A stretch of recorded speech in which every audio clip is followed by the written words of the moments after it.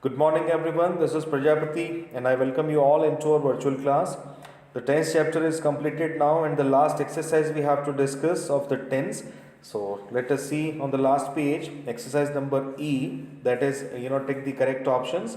And question number one is, right option we have to choose here. So I am hitting, I will be hitting, and I will hit if you say that word again. So here I will hit, and I think our team will win, would win, and will be winning. Will win. And would, shall I help you with housework? Shall I help you in offer we use? This time, tomorrow, will be having, and am having a discussion. I will have discussion. I will have a discussion with my boss. And I will be, and I would be home late tonight. So I will be, and she will arrive, she would be arriving, she would be arriving, she would arriving, and she would be arriving before too long. She will arrive, right? I will phone you when I will have time. I will phone you when I will have time. And I will follow you whenever you wherever I will follow you wherever you go. Yes, I will follow you wherever you go. And you can take anything I will find. You can take anything I will find.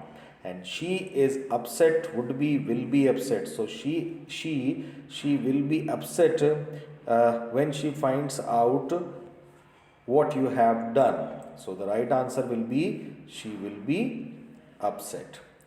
And the next last exercise, very easy. Let's do more. Read the following sentences and change the tenses as per the given directions, and you can change the adverbs also. So as per the tense we have to use. So main thing we have to change the structure of the tense.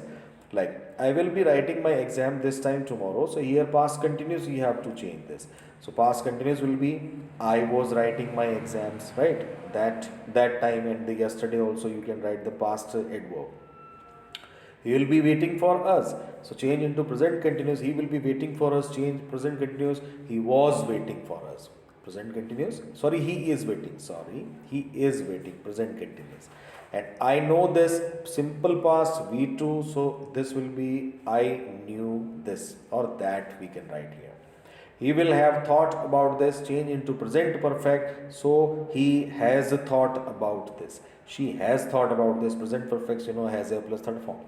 Simple present you have to, then he wants to know more about the job. He wanted, V2 past simple. Simple present, he wants. S or yes we have to use in V1.